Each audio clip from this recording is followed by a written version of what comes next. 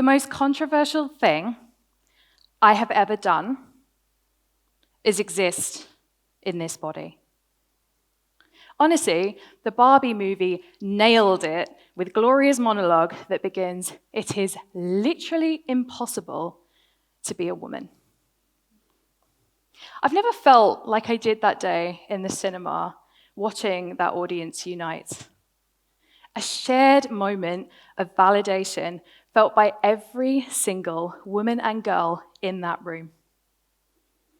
A full circle moment, because for many of us, Barbie was the example of a perfect body growing up. A doll, marketed to young girls, that draws heavy inspiration from an overtly sexual German cartoon character. An adult novelty toy. A bachelor party keepsake. Lily. Because, as Ruth Handler said to the New York Times in 1977, if a young girl was going to do role-playing of what she was going to be like when she was 16 or 17, it was a little stupid to play with a doll with a flat chest.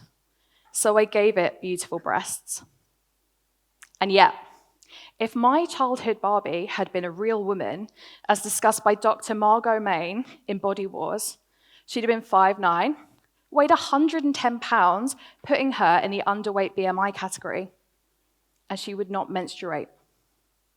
An impossible beauty standard.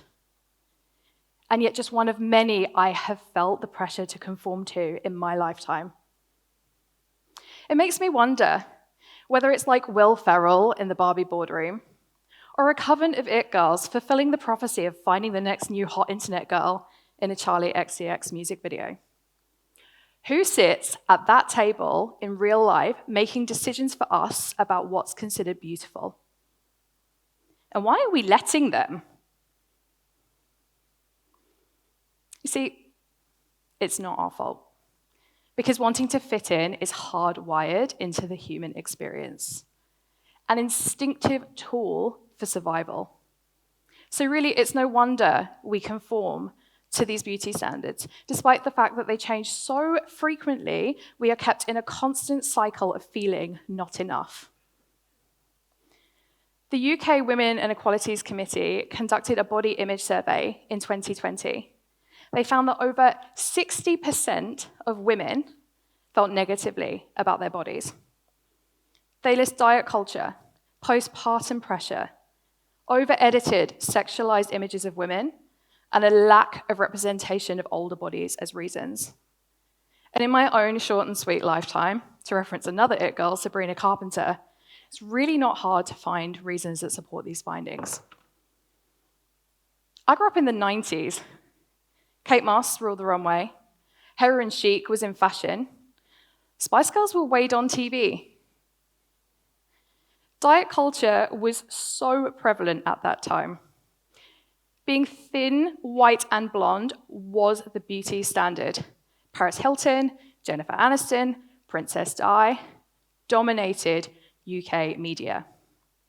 There was a 12-year gap between black supermodel Naomi Campbell's solo cover on British Vogue in 2002 and Jordan Dunn's in 2015.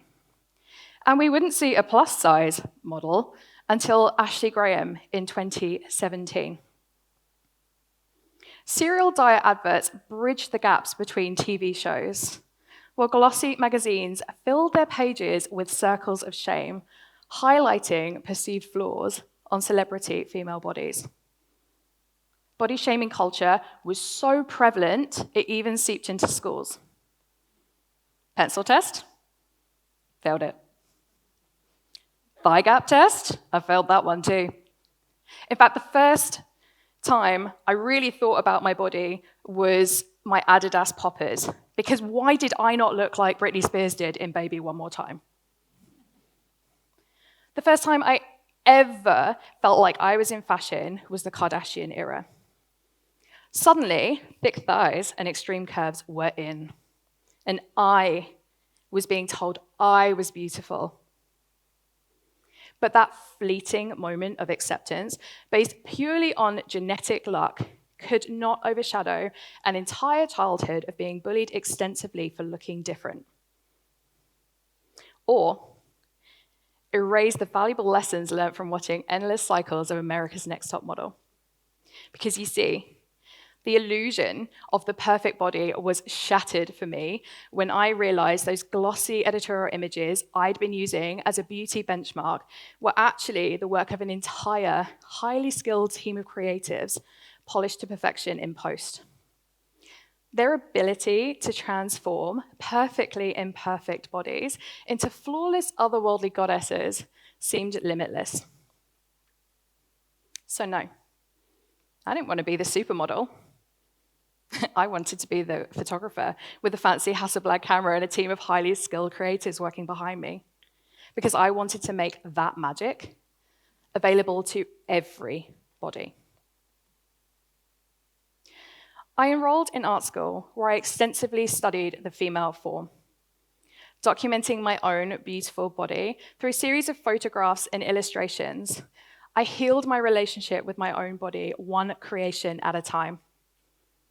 And when I finally felt ready to share that experience, in my second year of university, I started inviting my friends to come in and experience their own empowering photo shoot experience. Despite having access to only the most basic and broken of hired equipment, the feedback was overwhelmingly positive.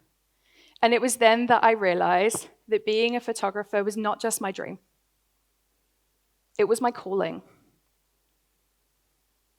I purchased my first DSLR camera, a Canon 450D, although I did get my dream Hasselblad later, and spent the next decade immersing myself in spaces that truly celebrate what it means to be a woman.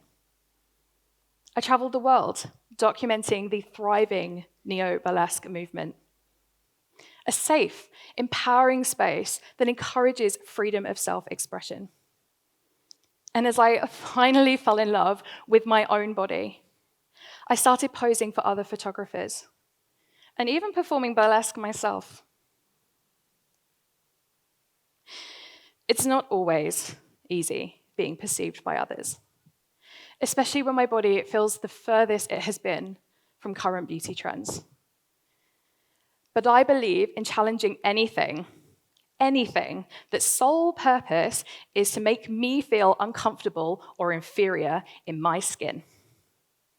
Because every body is a beautiful body.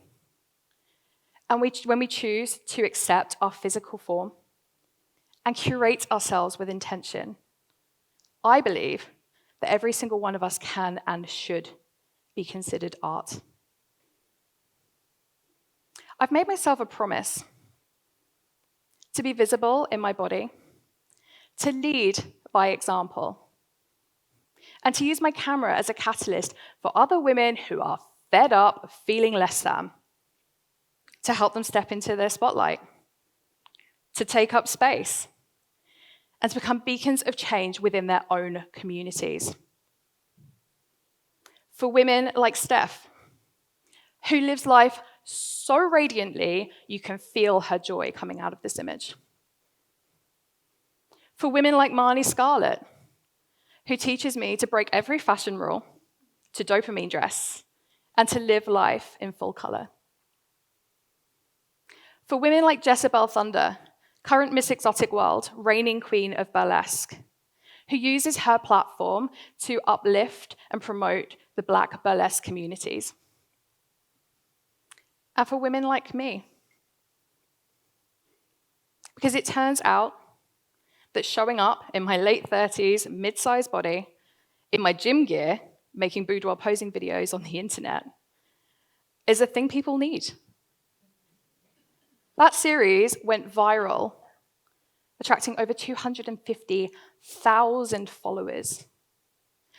My DMs are now full of women thanking me for showing them how a body like mine could be considered beautiful, especially within a space, boudoir photography, that is often associated with the need for a perfect body. And it is now my privilege to be able to watch their own body acceptance journeys unfold. Because every time a woman celebrates her body out loud, hypes up her besties, compliments a stranger on the internet, we get one step closer to overpowering and potentially even eradicating the entire need for a beauty standard. As I rapidly approach my 40s, I'm committed to documenting my body as I age disgracefully, while committing to creating safe spaces for women to rage against the beauty regime, to exist in photos, and to confidently reject anything that makes them question their worth. If you've been inspired by anything I've said, felt yourself feeling some feels, or maybe a little spark of passion has ignited within you, lean in. I'm not suggesting you go home and immediately post 100 photos to your socials. You can, don't let me stop you. But even the smallest of gestures will make a difference. Flirt with yourself in the mirror. Become your own biggest hype human. Celebrate the miracle that is your existence on this planet right now. Because you, gorgeous, are a living, breathing masterpiece. And nothing about you needs to change. Thank you.